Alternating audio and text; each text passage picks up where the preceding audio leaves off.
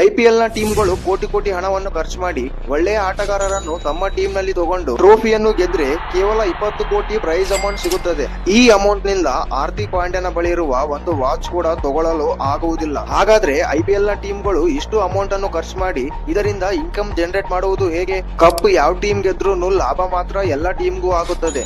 ಅದು ಹೇಗೆ ಅಂತ ಹೇಳ್ತಾ ಹೋಗ್ತೀನಿ. ಈ ವಿಡಿಯೋನು ಕೊನೆ ತನಕ ನೋಡ್ತಾ ಇರಿ. ಮೊದಲನೇದಾಗಿ ಬ್ರಾಡ್ಕಾಸ್ಟಿಂಗ್ ರೈಟ್ಸ್ ಅನ್ನು ಸೇಲ್ ಮಾಡುವುದರಿಂದ ಕೋಟಿ ಕೋಟಿಯ ಹಣ ಲಾಭ ಆಗುತ್ತದೆ. ಇದರಲ್ಲಿ 50% BCCIಗೆ ಹೋದ್ರೆ ಇನ್ನ 50% ಉಳಿದ ಟೀಮ್ಗಳಿಗೆ ಹೋಗುತ್ತದೆ.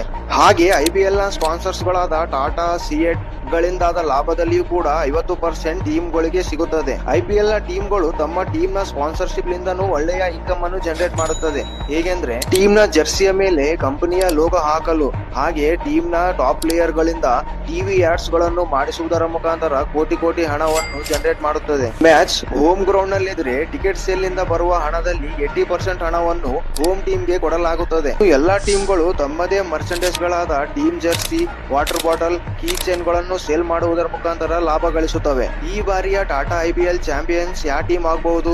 ಈ ಸಲ ಕಪ್ ನಮ್ದೇ ಆಗಬಹುದಾ ಅಂತ ಕಮೆಂಟ್ ಮಾಡಿ ತಿಳಿಸಿ.